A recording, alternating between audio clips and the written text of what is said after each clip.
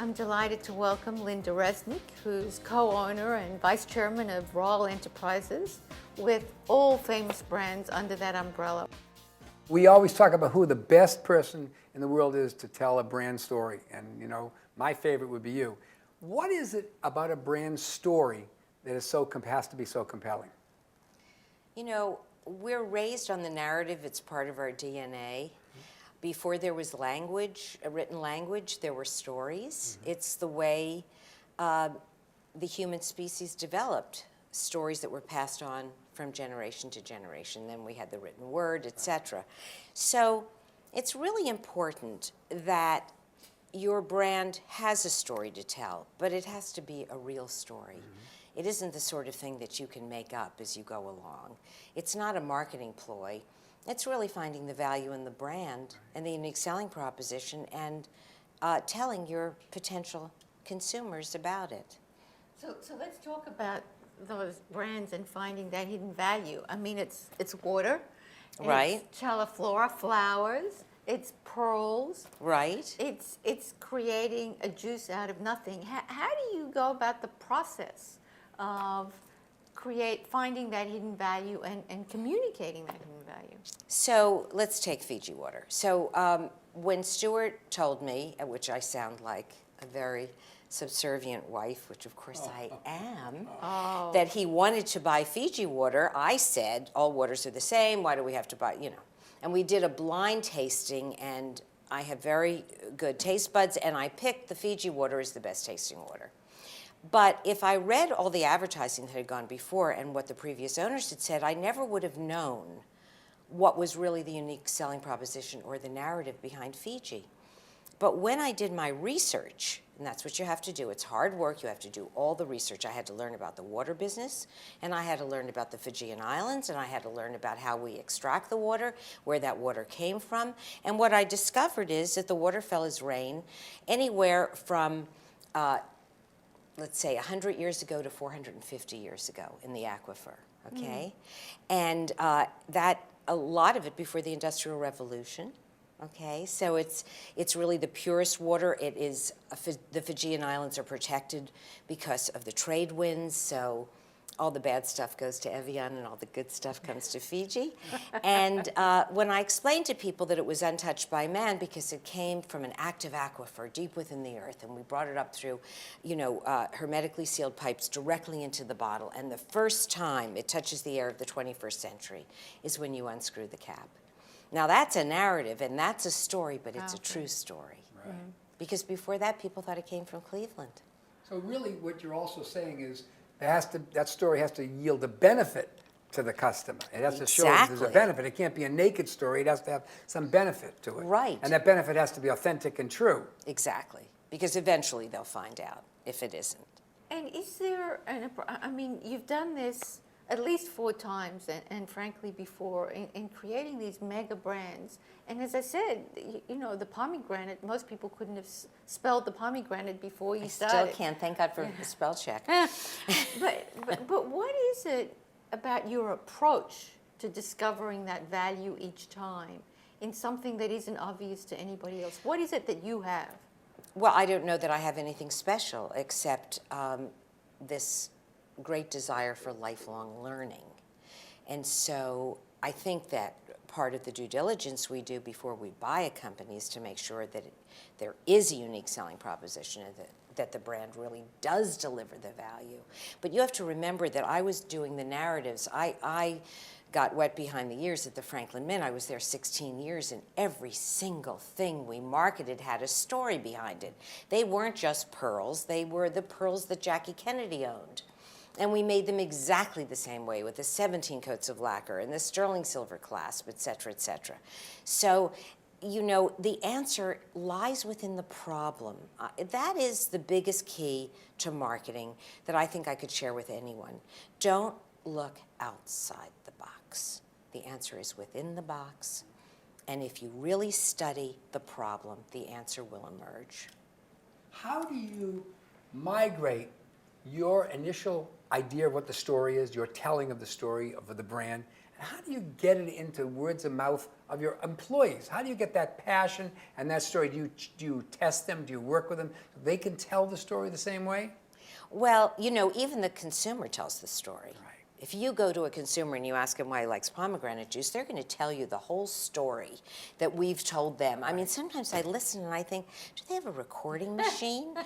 You know, and that's when you know that it really resonates because they do it. And as far as employees are concerned, you know, there's some people that get it and some people that don't. And sometimes we get people that have been in corporate America a little too long and they want to make up stories or they don't really care about delivering value, and those people don't last very long with the Roll family of companies. But the ones that get it do.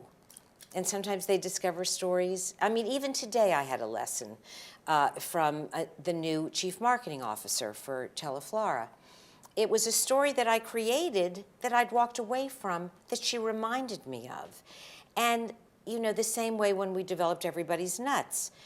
Indeed, they were indoctrinated and they said, but wait a minute, Lynda, you're not telling the story. Right. So this is what you told us, that we have to have value, unique selling proposition.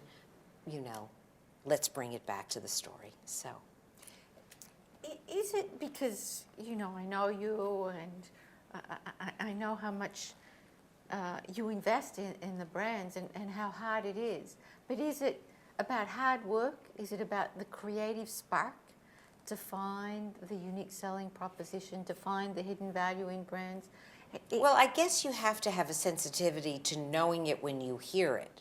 Yeah. Now, the previous owners knew that that water was 450 years old because they just knew it, but they didn't talk about it. They didn't tell it, right. They didn't tell it. They didn't even say it was from Fiji. Right. Yeah. Strong enough, right. You know? Yeah, right. That, now, sometimes it can come back to bite you, because when we bought Fiji water, people weren't worried about traveling over the ocean and, you know, wasting fuel and blah, blah, blah. Later, it became very important, and people used bottled water as the poster child for, you know, the new green movement. Whatever, whether you agree with that or you don't agree with that, but the fact that this water isn't available anywhere else on the planet was a good thing to fall back on. Because you can't find water this old that has been safe from the pollutants in the air and the ground like Fiji water. But you also developed the story with the physicality of the product. When you look at the physicality of the product and you see the product and you look at it, it's in a square bottle. Now, POM with the unique and bottle. bottle with a POM with a unique bottle. That's part of your story too. It separates you from every other bottle. That was the previous management. Was it? Yes. But The not square POM. bottle. No, not POM. POM is based on my figure. Right. And I can show you later if you're interested. But I took the palette of the square bottle and we changed the logo. You know, I mean, it looks different than it used to. It didn't project from the shelf. They made it so subtle that, you see, that's the work. It was a pretty bottle by itself, but if you went into the store and there was a little chill on it, it totally disappeared into the background.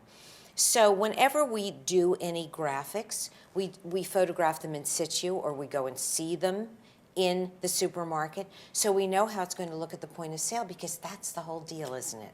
At the point of sale, because once they pick this up and once they pick up that sexy little bottle and hold it, they can't put it back. It goes right into the cart.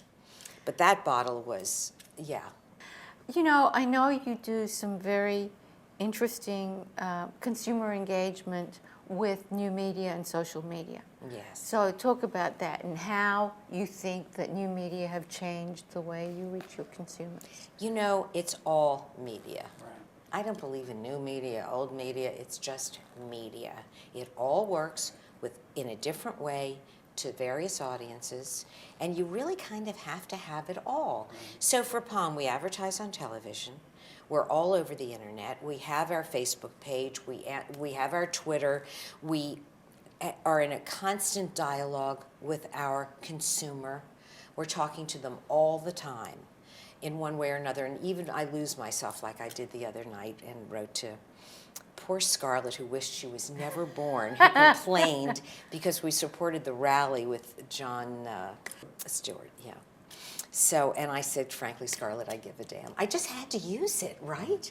But I mean, that's how intimate we are with, and that's what the so-called new media does for you. But we use events. We do 2,200 events a year at our company between Fiji and POM. So we're there. We're within arm's reach of our consumer. Plus the broadcast, and and even newspapers, because with POM Pills, I'm in the New York Times, especially the day after, the first of the year when they've decided they're going to take care of themselves once more, and that sort of thing. So, it's all good, and it depends how big your budget is and, what you can utilize. But you have to be in the Facebooks and so forth today. How does that channel influence your development and adjustments of the brand, your thinking about the brand, how that information coming in the reverse direction?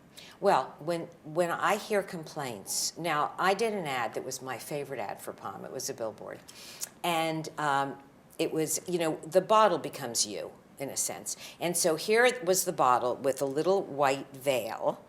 And it said how to outlive your spouse, which I thought was hysterical.